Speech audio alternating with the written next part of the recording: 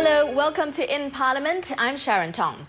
Parliament continued its look at the spending plans for the Ministry of Health today. The Health Minister outlined how his ministry will provide Singaporeans with quality and affordable care. He explained what subsidies will be made available to all, regardless of income, as well as special attention paid to care for the elderly and also those with mental health problems. And the Transport Ministry tackled issues related to the public transport system, private transport system, including plans to improve the quality of taxi services.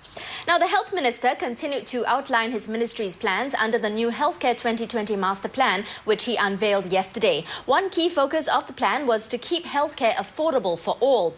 Mr. Gan Kim Yong says the coverage of insurance scheme MediShield will be extended from age 85 to 90. Mr. Gan said given the longer life expectancy today, this will ensure that Singaporeans will be covered for most of their lives. He added the ministry is cautious about extending coverage beyond 90 as there is a small number of policyholders in this age group with a high risk of claims, which would lead to more expensive premiums. Going forward, the Health Ministry is also studying the feasibility of extending MediShield to cover other vulnerable groups, such as children with congenital and neonatal conditions. If part of the current policy position for excluding these children is that these children are expected to not survive, then the policy hasn't kept up with advances in medical science. By covering congenital and neonatal conditions under MediShield, we will be able to reduce parents' financial burden and give them greater peace of mind. But doing so will also impact the MediShield premium they would have to pay for their children at the younger ages. We hope to avoid the situation where some parents who expect their children to be well, to be healthy, choose to opt out of the scheme and apply for insurance coverage for them only later to avoid the higher charges during the earlier ages. This could undermine the scheme over time. But Mr. Gan said it was also timely to update the MediShield scheme. He said premiums are expected to rise soon. A 45-year-old may see a premium increase of $7 per month, with the younger age groups seeing a smaller increase. An older policyholder aged 75 could see an increase of $20 a month. Mr. Gan said the one-time MediSave top-up for all Singaporeans announced in the budget aims to offset these increases. Those above 65 will also receive direct and long-term assistance via MediSave top-ups under the GST voucher scheme of up to $450 a year. As part of the MediShield changes, we will have to update our premiums in line with claim experiences to keep the scheme solvent.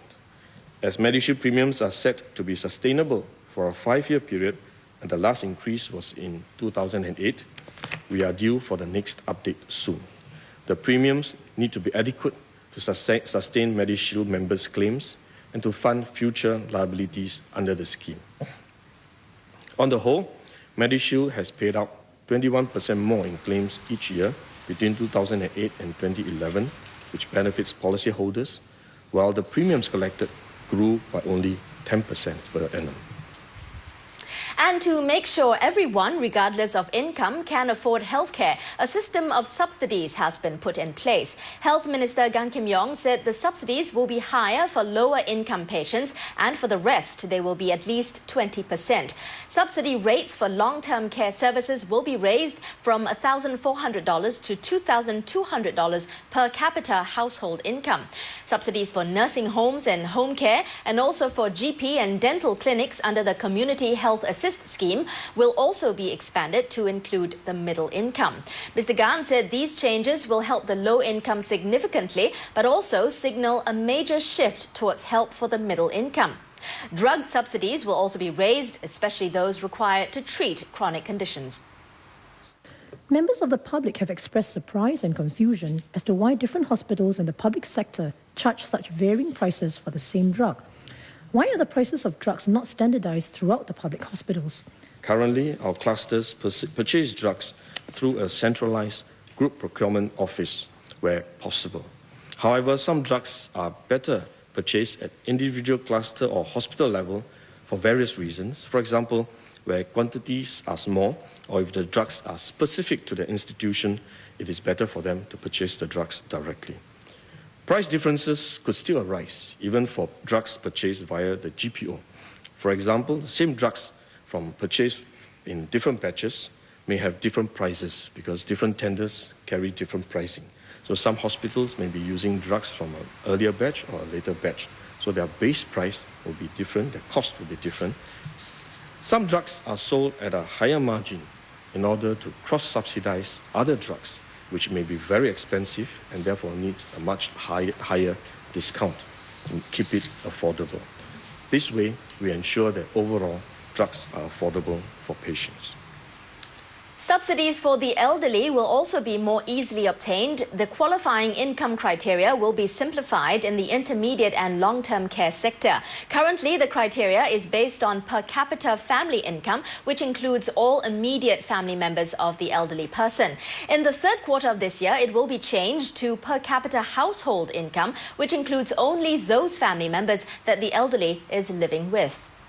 And from affordability, the minister next moved on to accessibility. Mr. Gan said the Health Ministry has a team-based model of care which aims to manage chronic diseases more holistically and effectively. This model aims to ensure all Singaporeans get easy access to healthcare in the community. The ministry will be setting up family medicine clinics through general practitioners, community health centres to support these GPs, and medical centres for patients who require day surgery and less complex specialist services. Mr. Gan says 4 family medicine clinics will be piloted this year. 20 community health centres will be set up by 2020. With these new models of care, more patients can be cared for outside of the hospital's specialist outpatient clinics by GPs in the community. At the same time, through team-based care, we can help patients slow down their disease progression, reduce complication rates, and in turn, minimize referrals to hospitals. Last August, we announced significant changes to primary care partnership scheme. It is now known as Community Health Assist Scheme, or CHAS, which enables patients to receive subsidized care at GP and dental clinics. In January, the per capita household income criteria was raised from $800 to $1,500, and the minimum age lowered from 65 to 40. Middle-income households can now benefit from this scheme. Now, the healthcare system will also be reorganized so that it becomes more hassle-free, integrated and patient-centric. Using the term regional health system, Mr. Gan says each of these regional systems would have an acute general hospital working in close partnership with community hospitals, nursing homes, home care and day rehab providers, as well as polyclinics and private GPs within the geographical region. This will provide seamless and holistic care for patients. We can better care for and support patients across different stages of their healthcare journey, from diagnosis and treatment to post-discharge follow-ups. It will also help patients navigate across providers more easily, enabling and empowering them to manage their own needs more effectively. The regional health system needs to be supported by enablers, such as the Agency for Integrated Care, or AIC, which helps patients navigate the system and refers them to the most appropriate care providers. We also need strong case management capabilities to ensure that patients follow up after the discharge, as well as national electronic health records to facilitate information flow. Making healthcare accessible for the elderly will be one area of focus. The Health Minister said the Ministerial Committee on Ageing will ramp up aged care services and facilities significantly to improve access of such facilities to the elderly. By 2020, the number of nursing home beds will be increased by some 70%, and the capacity of home and community-based care services will also be boosted. Mr. Gan said the committee will also pay special attention to the growing group of seniors living alone. We can have elder-friendly condominiums with comprehensive on-site medical services, with round-the-clock emergency response systems, recreational and sports facilities, and which provide transport to and from the nearest bus stops and MRT stations, or even to hospitals. Retirement villages provide an attractive combination of elder-friendly housing, professional management, and care and community engagement services. The quality of care is a joint responsibility. The government must have a robust regulatory and quality framework in place for aged care, while service providers must constantly improve care delivery and put in place a robust framework within their institution to ensure that care professionals uphold the standard of care required. Seniors and their caregivers can also participate by being discerning in choosing aged care providers and providing timely feedback on services. And with 1 in 5 Singaporeans being 65 years and above by 2030, the Health Ministry also outlined a pressing need for adequate manpower to care for the elderly population. Minister of State Dr. Amy Khor says $32 million will be set aside this year to support the intermediate and long-term care or ILTC sector in staffing and salary enhancements. Last year, additional funding was given to nursing homes to improve their staffing ratios. This funding will now be extended to community hospitals as well. And besides building up manpower capabilities for the sector, the quality of care will also be looked into. It will leverage on technology to boost productivity and step up investments in training for staff, like the Health Manpower Development Program or HMDP. One recipient of the HMDP ILTC Fellowship is Ms. Rosalind Tan Cheng, a staff nurse at St. Luke's Hospital. Formerly an architectural designer, she made a career switch to nursing almost 8 years ago. Rosalind finds nursing in the ILTC sector an immensely fulfilling vocation and enjoys learning new ways of caring for her patients. Rosalind has been awarded an HDMP ILTC Fellowship to pursue an advanced diploma in palliative nursing, which will enable her to provide better care for the palliative patients at St. Luke's. Improved access to care as well for mental health patients. The Health Ministry is spending more than $100 million over the next 5 years to support community mental health projects. Dr. Khor said that among the efforts are specialist-led care teams in the community, so those with mental conditions can receive care from clinics near where they live instead of having to travel to a hospital. Dr. Khor said social support will also be enhanced for mental health patients. Community nodes, such as senior activity centres and grassroots organisations, play an important role in helping residents with mental health conditions. We will be piloting a helpline to provide information to such community organisations to enable them to assist patients and caregivers to better navigate the range of services available. Mobile teams of mental health professionals will also provide early on-site response for potential crisis situations where intervention or closer assessment is needed.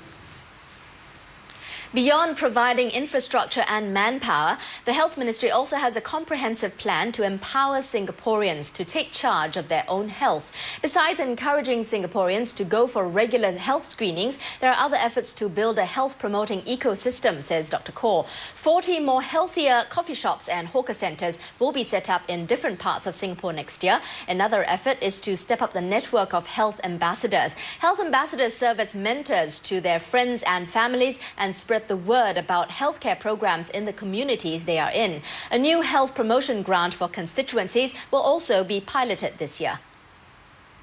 Each constituency will be given up to $10,000 a year for grassroots leaders to co-plan, co-develop and co-implement health-promoting activities for their local residents, such as health talks, health cooking demonstrations, exercise programs, or other health interest groups. HPB will develop a toolkit with simple guidelines and checklists to help grassroots leaders with planning and implementation. Also, stepped up legislative measures to discourage smoking. Minister of State Amy Khor says the ministry will be banning misleading terms on tobacco product packaging and labelling. There will also be a new set of graphic health warning labels. These changes will take effect in March next year. In addition to encourage healthier eating habits, the ministry will be limiting trans fats in fats and oils supplied to local food service establishments, food manufacturers and retail outlets. There will also be a mandatory labelling of trans fats on the packaging of retail fats and oils. And moving on to the Transport Ministry, the minister started with his plans for public transport. First, the rail network. Train commuters can look forward to shorter waiting times and less crowding on MRT trains. Mr. Lui Tak Yew unveiled a slew of measures to do this by improving rail operations and capacity from now till 2017. The North, South and East, West lines will get 57 more trains by 2016, a 50% increase in capacity. The North East line, the Circle line and Bukit Panjang LRT will also get more trains, increasing their capacity by 40 to 70%. And starting from 19th March, the number of train trips will also be increased on the North East line. The rail network will also be expanded to bring rail connectivity to residents living in more parts of Singapore, with new sections opening each year from 2013 till 2017. Our next major rail line is the downtown line. The first stage is from Bugis to Chinatown, and that is scheduled for completion next year.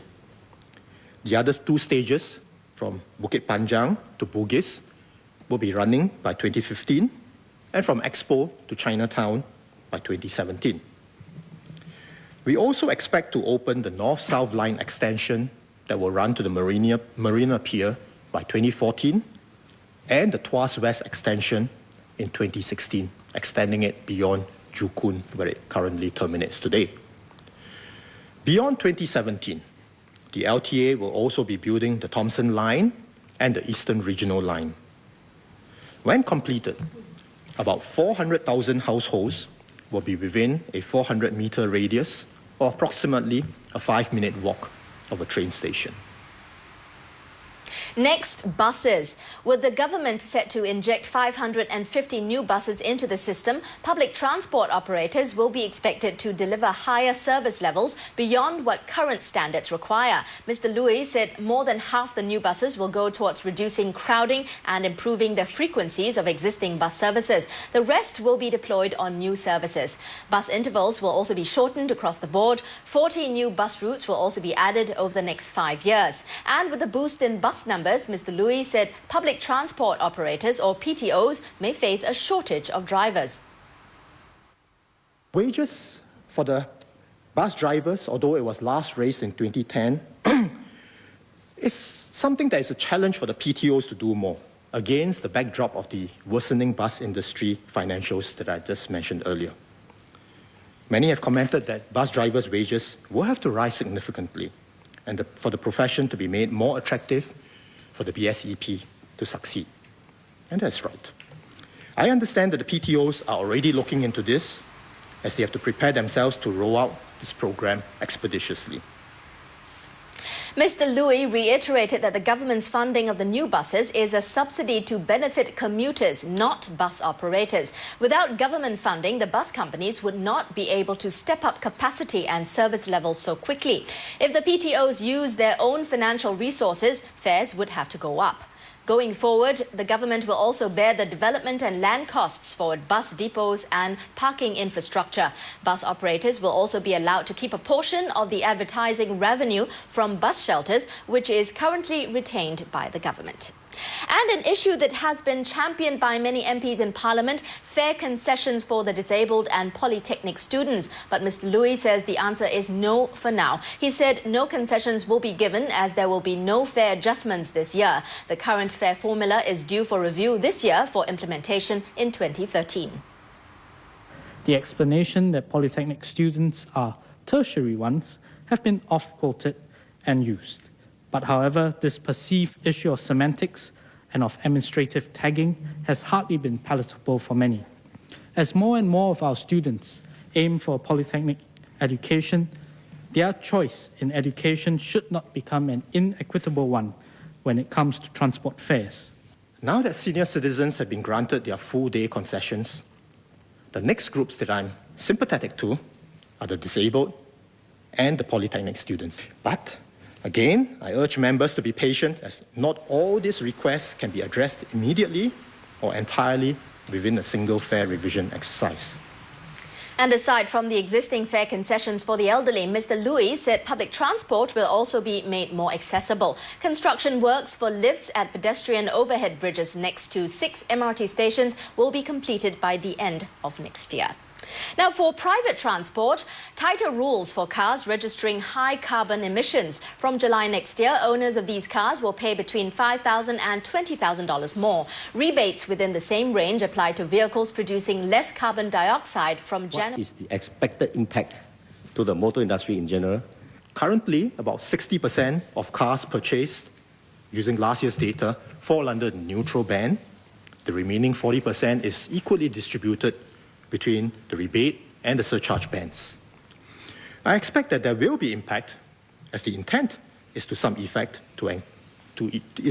effect some change in buying behavior, although it is going to be difficult to accurately forecast the impact, as this ultimately depends on consumer behavior.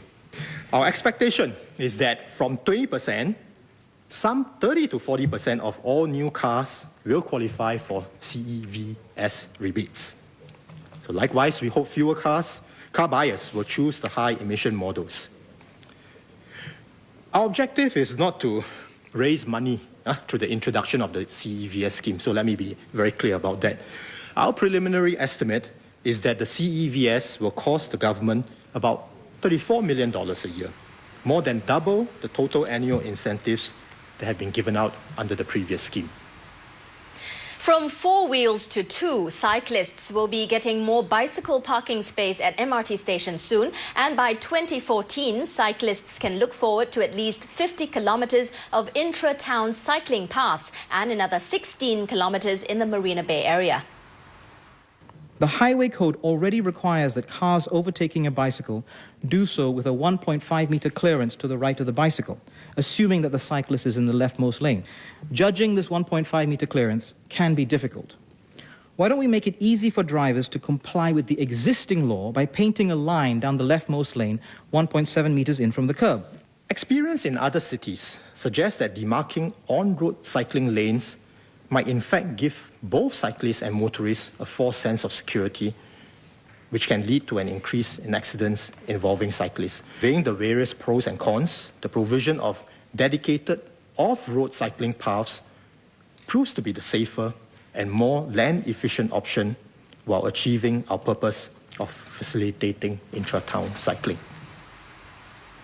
As for taxis, operators will soon have to meet higher service quality standards. The Land Transport Authority has identified the waiting time for taxis and reliability in securing taxi call bookings as the 2 aspects that most require service improvements. Operators will need to equip their entire fleet with call booking capabilities to allow them to identify taxis within the neighborhood of a caller and assign call booking jobs to taxis in the vicinity. Taxis will also need to be equipped with a centrally controlled on-call display to minimize the misuse of on-call taxi signs. To meet with demand, the minimum fleet size for taxi operators will also be increased from 400 to 800 taxis. The revised standards will kick in from October this year. We used to have taxi sharing scheme in Singapore. This obviously have the advantage of higher asset utilization. Would the minister consider reintroducing such a scheme? We will raise the standards for the call answer rate, the waiting time to answer a call, the cater rate, which actually measures the likelihood of a person being assigned a taxi after the call gets through, and finally, the waiting time for the taxi to arrive. This raising of standards will improve the overall experience for commuters when they call book a taxi. And finally, plans to expand Singapore's aviation and maritime capacity to sustain the country's global connectivity. The Transport Ministry has set up a Changi 2036 steering committee to position the air hub for the future. And to strengthen Singapore's status as an international maritime centre, the government will take a 3-pronged approach that includes investing in infrastructure, sharpening policies and schemes to meet business needs, and growing a core of local talent to support the industry's growth. Parliament resumes tomorrow with cuts from the remaining 2 ministries, Ministry of Education and Community Development, Youth and Sports. Good night.